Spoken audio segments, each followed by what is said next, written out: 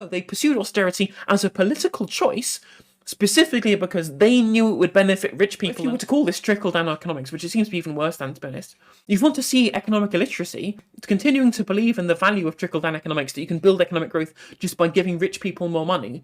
Not true. These people are both objectivists. These people just believe that everyone engaging in their own self-interest is good for society in general. They believed in an ideology that was not in line with anything that was good economically. Like, the one thing that everyone says that the Conservatives are supposed to be good at is being, the fiscally prudent party, the party of sound money, for example. They're supposed to be the people that businesses could put their trust in to make sure the economy functions smoothly. And that's just that's just a complete lie. That's been a complete lie forever. They've never ever been the fiscally prudent party. They've always been a fiscally reckless party, because what they will do is always do what is in the best of either their donors specifically, or the bourgeois and business elite as a whole. They have no intention on making the economy healthy, because their only care is to benefit big business. For example, right? You look between 2010 and 2016, I guess, until David Cameron and George Osborne were ousted post-Brexit vote, right? And the whole of this period, and the austerity period, borrowing was at the lowest it's been in donkey's years, right? Like, we reached a high in 2007 of yields of about 5% or so, and then they dropped down to below 2% all the way through the Cameron and Osborne government. And so borrowing was really cheap. They could have engaged in investment. They could have engaged in stimulus to get our economy back on track, given coming out of the financial crisis, right? They could have done that, but no, they pursued austerity as a political choice, specifically because they knew it would benefit rich people and punish poor people. Now, as I've said previously on stream, I think they're different in that David Cameron and George Osborne were doing it because they genuinely believed in this nonsense conservative value about the value of hard work, and attacking skivers, as they would say, benefit cheats or benefit scroungers, was a political choice that they engaged in ideologically to try and punish people that they thought had the wrong kind of values. And so they engaged in austerity because they believed in the idea of a small state ideologically, and they also believed in the quote unquote value of hard work ideologically as well. So they believed that the nation would be better if they made people more rely on charity rather than the state, and if they made people who were previously on benefits, force them into the worst work possible, or workfare, right, where they actually have to work for their benefits. Rather than compete in the market. It was a really cruel and nonsensical thing to do. But, as I've said previously, the most important thing for them to do post-recession, after the financial crisis, was to make sure that the economy kept turning. But it didn't. No one had any money to spend. GDP was going to continually remain stagnant because people couldn't actually participate in the market because no one had any bloody money coming out of the financial crisis. Whereas you look, as I've said, I think I was talking this on stream yesterday, you compare this, right? You compare that period to what happened in Australia. Like, Kevin Rudd, as Prime Minister of Australia, had a budget surplus because there was enough of the economy was run well enough under the ALP government in Australia at the time to make sure that they had enough money coming into their budget to be able to have a budget surplus overall, right? So they had a budget surplus and an overall national surplus as well. And in the wake of the financial crisis, what they did with that budget surplus, they just gave it out in economic stimulus. The economy's ground to a halt in the wake of the global financial crisis. Here's some money, go out and spend it. And so people did, and they had the best result coming out of the recession because they engaged in a transfer of wealth to members of the public who were being adversely affected by the financial crisis, to get them out and spending and continue getting the economy going and moving again. And that's why that out of all of the kind of G20, they had the best result coming out of the global financial crisis. Whereas you compare that to us, where GDP dropped, wage growth dropped, economic growth dropped. It all dropped off the face of a cliff because they pursued austerity ideologically and not from on any grounds of economics. Because as I said, if they wanted to borrow money, it would have been super cheap to them to do so. Less than 2% was the yield on bonds and gilts at the time. right? They could have spent that money engaging in infrastructure spending, make sure that there were public works projects going on to be able to generate jobs, generate wealth, to be able to put stimulus back into the economy to get people spending and get people moving again, and they didn't. They didn't because they believed in an ideology that was not in line with anything that was good economically, and they continued pursuing that like a dogmatic religion because even though they're supposed to be the party of sound money and proper economics, they just are not. It's just a complete lie, and it's always been an abject lie, right? Fast forward to now, where there's this ideology that Kwasi and Liz has. It's different, right? They don't believe in the quote-unquote, like the Protestant work ethic value of hard work in the same way that I think Osborne and Cameron did, where they were punishing benefit claimants because they felt like these people were, drains on the economy. These people were skivers and scroungers. They believed that these people didn't work, people who didn't want to work and didn't work hard enough, right? That kind of ideological, kind of moralistic way in which they viewed people on benefits. Whereas Kwasi and Liz, it's all about giving money to big business as their ideological precept 100%. There's no other moral position that lines this, because these people are both objectivists. These people just believe that everyone engaging in their own self-interest is good for society in general. So they believe it's in our self-interest to make sure that all of our mates who's shorting the pound can win off money off of that. It's in our best interest to make sure that our friends in the private sector just pay less tax, and all of our rich mates all pay less tax, because that leaves them with more money for them also to be able to run in their own self-interest. And it's also if we use the power of the state to make sure that our self-interests are protected as well. And by giving money out to people on benefits, that's not in our self-interest to do so. It doesn't give us any benefit from doing that, so we can just force them to go out and work and then add people to the economy. I actually got something wrong in my previous video, in that the reason why Kwasi Kwarteng wants to punish benefit claimants is because he wants to increase the labour supply specifically, because at the moment what we have is a problem where the labour supply is low, but the job vacancy level is high, possibly as a result of deaths due to the pandemic. There are more jobs available than there are people available to work. So by forcing people who are on short contracts to then find additional work, that increases the labour supply, therefore making the value of labour less, therefore theoretically should impact inflation. But it would only actually impact inflation if there was a drive on wage growth due to the tightness of the labour market. But there isn't any wage growth due to the tightness of the labour market. The wage growth has continually been stagnant, as I said, for the last 10 years. The idea that there's this wage price spiral going on is just nonsensical, because people's wages haven't been going up at all, even though cost of living is continually going up and has recently spiked very heavily. So that's completely economically nonsensical. But again, they're just following their own ideology and following their own self-interest. And so much so that they don't care about the fact they're collapsing the economy, because it's in their mind saying, we need to make sure that we're doing these things because it's in our own self-interest and the self-interest of the people that we like to be able to do it. In fact, there was an article by John McDonnell. Let me put this on 12th actually, so I can actually read the article.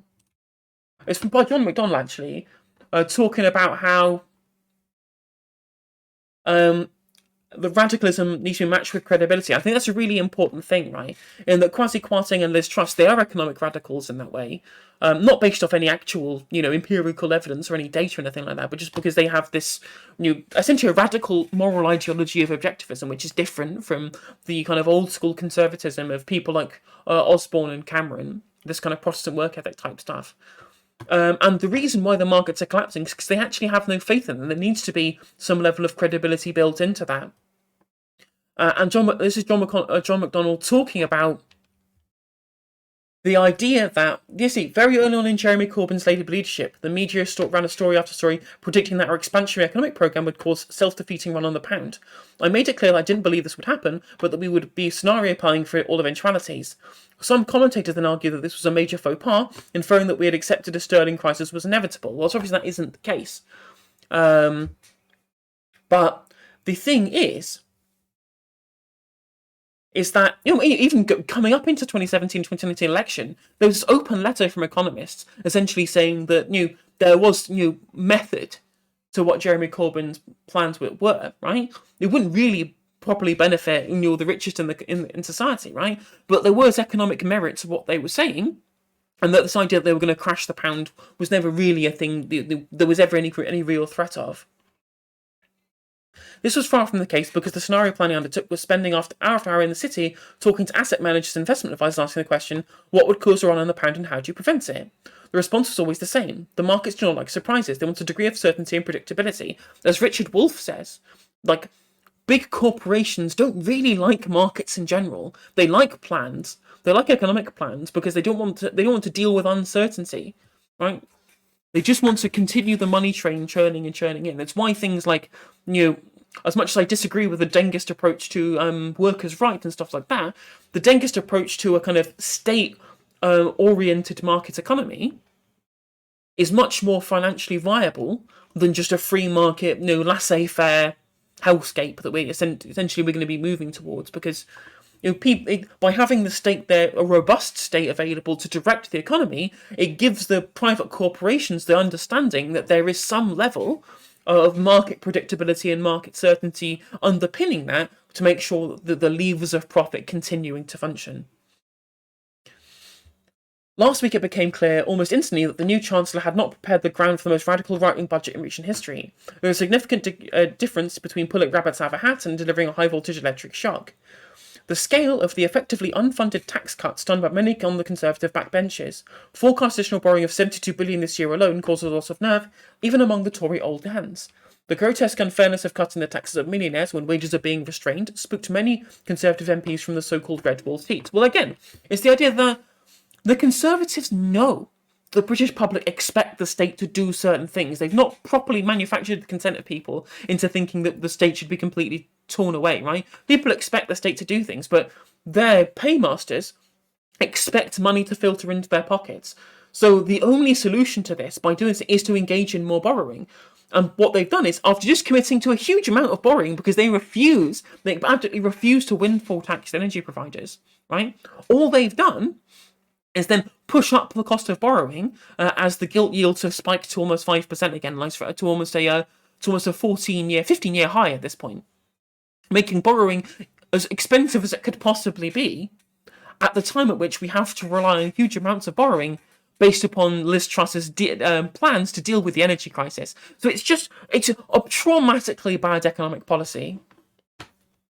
Continued assurances from the Chancellor that there is no need to worry and that everything will be all right on the night because economic growth will rescue us rang hollow as the Bank of England confirmed we're already heading for recession and apparently a collapse in house prices and mortgage rates. Apparently, there's a huge shockwaves going through the property markets right now, and mortgage lenders are drastically changing all of their terms. So if you signed up to a 5-year mortgage on fixed terms recently, you may have. That may have been something important that you've done for yourself there.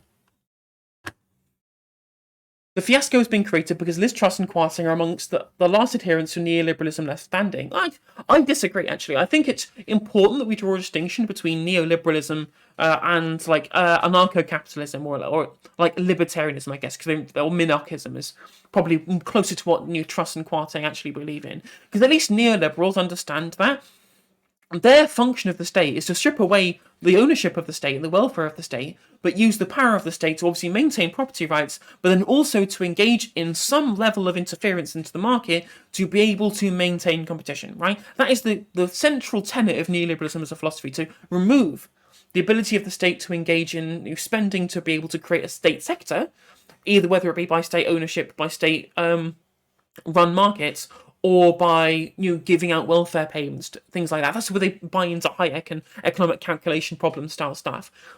But what they do believe is that the state should be there to intervene at which markets become non-competitive, which lots of neoliberals, especially in the Conservative Party, haven't done. That's why I would call Tony Blair like an ordo-liberal, similar to neoliberalism, but he believes in some welfare policies.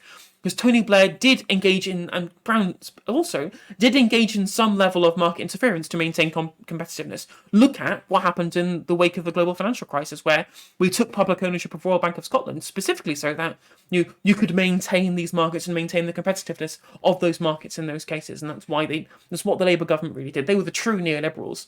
But they're way past neoliberalism now. We are close to getting we actually have adherents of minarchism, have you seen in Britannia Unchained, where the state does nothing, and the state just lets the market just do what the market wants to do, which it's doing, which is literally taking huge amounts of money out of us, out of our pockets, so much so that huge amounts of wealth are going into the pockets of the rich. And again, if you were to call this trickle-down economics, which it seems to be even worse than, to be honest, at this point, again, you want to see economic illiteracy continuing to believe in the value of trickle-down economics, that you can build economic growth just by giving rich people more money. Not true. They just put it into accounts in the Cayman Islands and take their businesses offshore, especially in a post-Brexit world.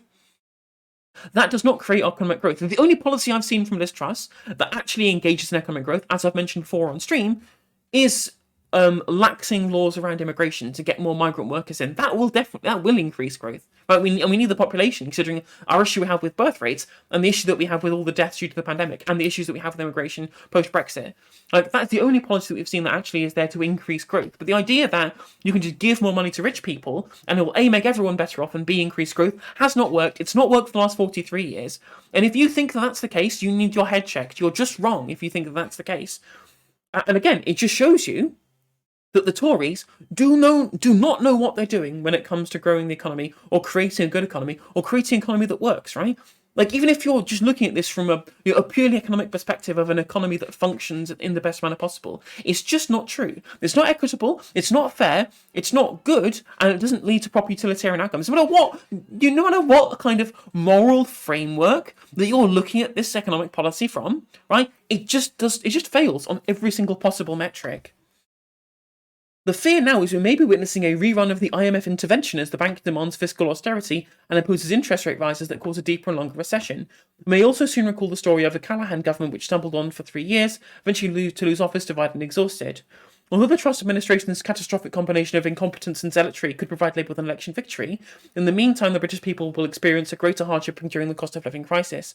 In addition, Labour must guard against the complacent assumption that the next general election will be won by default. Never underestimate the Tories' overriding commitment to self-preservation. And if Truss's poll numbers are consistently poor, they will not hesitate to move against her and replace her before the next general election. In fact, Boris Johnson is relying on this to secure his political return, and Rishi Sunak is hoping party members may now accept that his warnings have been vindicated. It's interesting, right?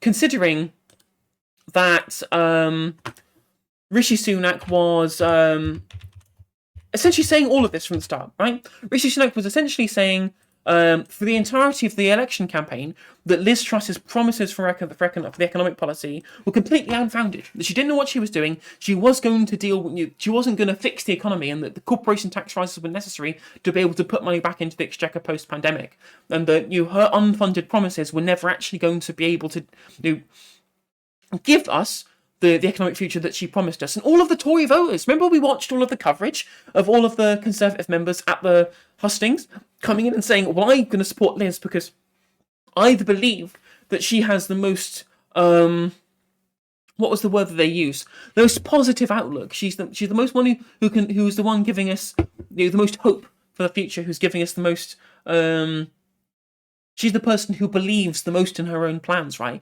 Yeah. Turns out, mate, you should have listened to Rishi fucking... I can't believe I'm saying this, right? I'm not... Before you criticise me doing the good Tory stuff, right? I fucking despise Rishi Sunak, obviously, for plenty of reasons. I was saying throughout the entire leadership campaign that he was preferable to Liz Truss. But if you think that, all the Liberals are going to come at him critiquing Liz Truss's economic policy, they're going to completely rehabilitate him as the good Tory, despite the fact they're just going to forget all of the performatively cruel shit that he did, deliberately to try and win over the most reactionary elements of the Tory party to make him winner when it looks like he was going to lose pretty handily. Like all the stuff he said about, being anti-woke and being explicitly anti-trans, just like everybody during that leadership campaign who wasn't Penny Mordaunt, right? Regardless of all of that, he was 100% correct in his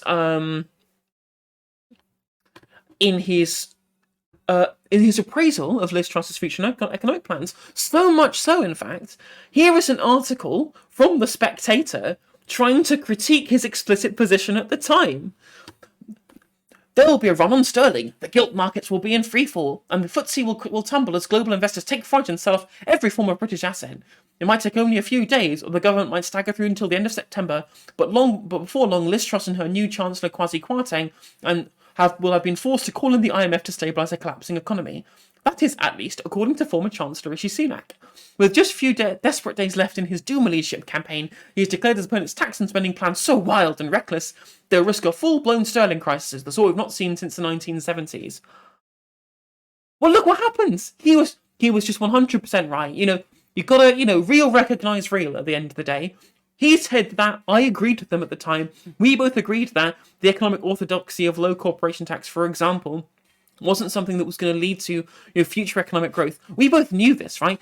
You don't have to be a Tory to understand that what was happening. This was what was going to happen, right? Or that what Liz Truss was promising was completely stupid, right? And there you go. We've all been vindicated completely. There you go. So yeah, Tories not good at economics, right? Pound lowest against the dollar it's ever been. Economy in free fall, bond market massively increasing percentages for yields on gilts, right? We're looking at people selling a huge amount of stock. We might even have the IMF actually doing the bailout package that that Rishi Sunak and myself would have said was going to happen in the case of Liz Truss and Kwasi Kwarteng engaging in their ideological nonsense. And again, there is no economic basis for any of this whatsoever. Yet here we are. Tories have absolutely destroyed everything. Hey, thank you for the subscription, Boy Meets Mini. Welcome to the Justice stream. I hope you're doing well. Thank you for the kind message. I'm happy to raid you last time. And speaking of subscriptions, if you're a viewer watching this on YouTube in future, you can become a member for just 99p. Get half the emotes you get on Twitch for a third of the price. If you're watching on Twitch, you can also subscribe. And if you're watching on YouTube, if you want to like and subscribe and also click the bell, it'll notify you when I go live as well. And there should be videos on the left of your screen right now for any additional content. And I'll catch you on the next one.